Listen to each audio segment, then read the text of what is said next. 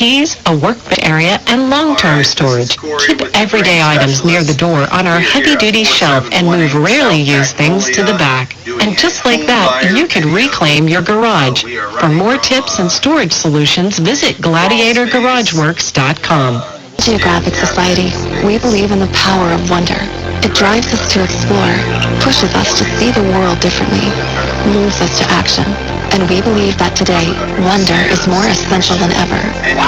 That's why we're supporting a new generation of explorers to ask big questions, make breakthroughs, and bring the future closer. Wonder awaits. Will you join us? Visit natgeo.org/wonder.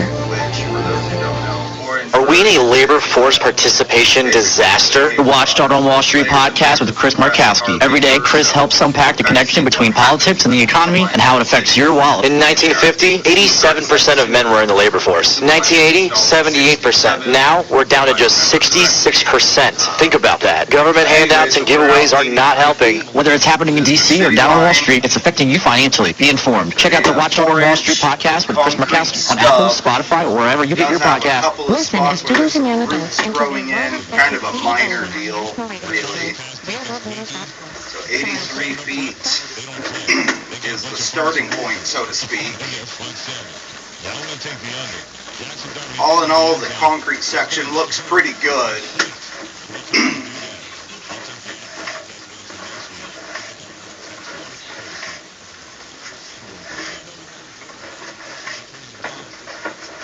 Actually quite a bit of concrete.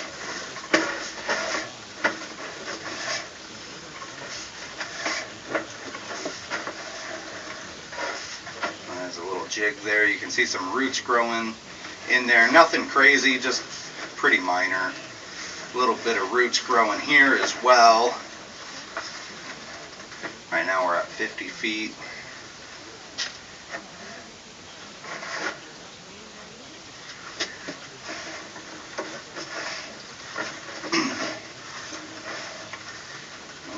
Little bit there.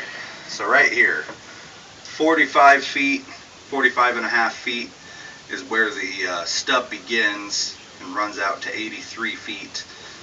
This is the start of the Orangeburg. Like I said, it is a paper product, and you'll see pretty evident from the get-go. Looks like there's a little chunk of the pipe missing there, and that bulb, you're going to see that off and on throughout this section of the line. You can see a little bit of roots growing in there. There's actually not a lot of roots growing in the Orangeburg. I think there's only one other spot really, but what happens is the line deteriorates over time, and so it bubbles, it compresses, it kind of sandwiches, and with time you can see chunks of it kind of go away. Yeah, there's actually a spot right there.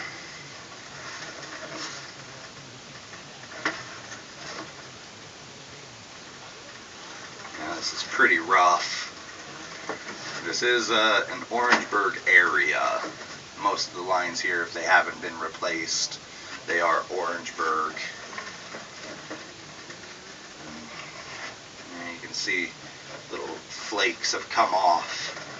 Yep, there's another little bit of roots, nothing crazy here at 35 and a half feet.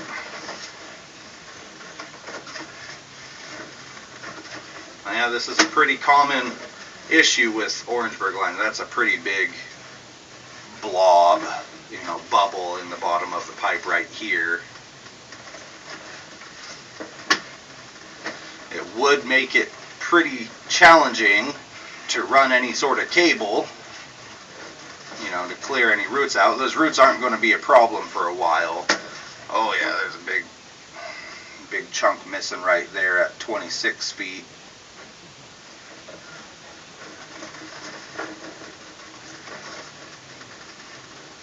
But this is, unfortunately, it's the life with an Orangeburg line.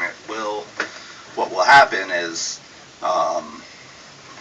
as the line deteriorates and it gets all these bubbles and deformations, what happens is waste and paper have a difficult time draining smoothly, and so waste and paper will build up and form sludge blockages.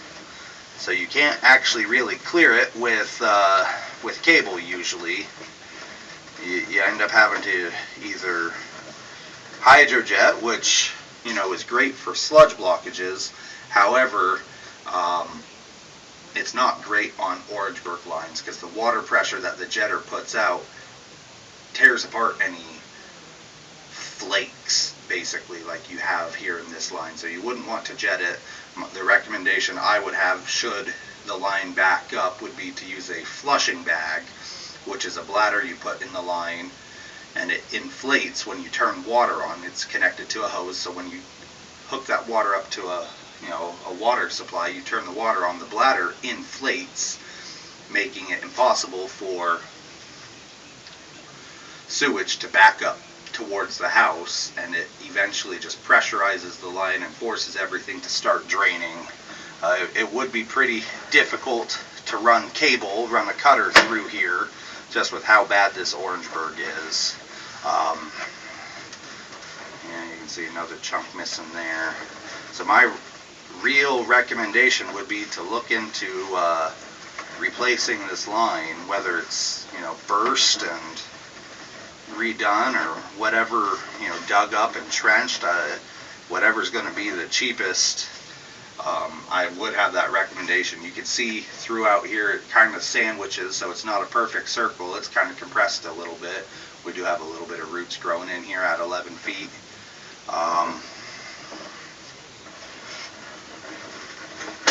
But yeah, that would be my recommendation to any buyer, would be to look into replacing this line sooner rather than later.